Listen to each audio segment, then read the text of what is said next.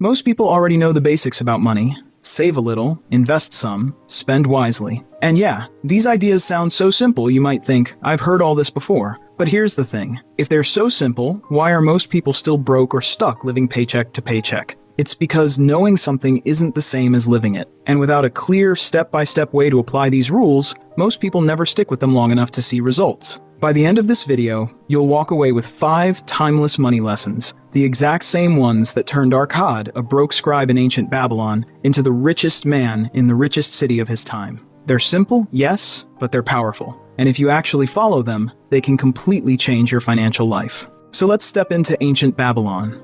Imagine the dusty streets, the cries of merchants, the smell of spices in the air, and there's Arkad, just a broke scribe. He's been scratching numbers into clay tablets all day, while everyone else around him jingles pouches of gold. Finally, he's had enough. He goes up to Algamish, one of the richest men in the city, and asks, "How do I get what you have?"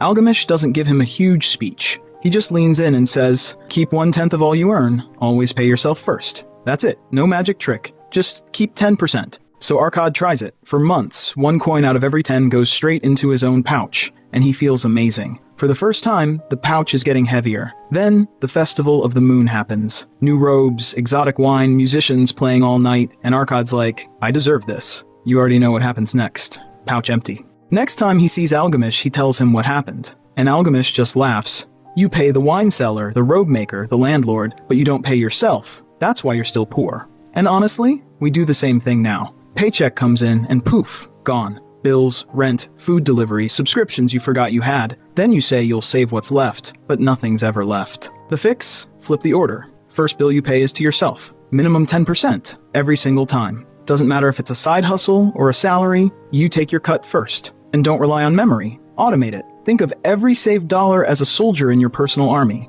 Every month, you're adding more soldiers. And one day, that army fights for you. Buying your freedom from a job you hate, funding that dream business, or giving you choices instead of financial panic. I even know a guy who worked minimum wage at a bakery. He still saved 10% for 5 years. That turned into enough to open his own cafe. Now he's his own boss. But after a while, Arkad noticed something. The pouch was heavier, sure, but it wasn't changing his life. Because you can't just save your way to wealth. You need to control what's going out just as much as you control what's coming in. And that's where lesson 2 comes in.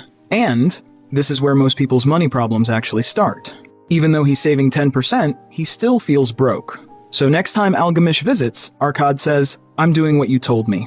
I'm saving my 10th, but I'm still poor the rest of the month. Algamish just smiles. That's because you confuse your wants with your needs. What you call necessary expenses will always grow to match your income, unless you control them. And man, if that isn't the most relatable thing ever, you get a raise, and within a month, you've accidentally upgraded your lifestyle. Bigger apartment, nicer clothes, more nights out. You swear you need it all. Arkad didn't believe him at first, so Algamish gave him a task. Write down every single coin you spend for a month. So he does it, and when he looks back at the clay tablet, he's shocked. A gold piece here for a musician at the tavern. 2 silver for imported figs he didn't even finish. A handful of coins for sandals he didn't need yet. Sound familiar? It's the same thing as our $5 coffee every day, or streaming subscriptions you forgot you had. Controlling your expenditures doesn't mean living like a monk. It means deciding in advance where your money will go, and making sure the important stuff gets priority. Arkad started planning his spending before the month began. Food, housing, a little for fun, all inside limits he set himself. And if he wanted something big, he'd save up for it instead of letting it steal from his future.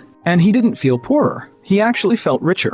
Because now his gold wasn't disappearing without his permission. If you want to try this, here's the modern version. For the next 30 days, track every expense. At the end of the month, circle the ones that didn't give you lasting value. Cut them. Keep the ones that genuinely matter. The money you free up, that's more gold to fatten your purse and later to invest. And that's the big takeaway here. Saving 10% is step 1. But if you let the other 90% slip away carelessly, you'll never get ahead. And Arkad's about to learn the next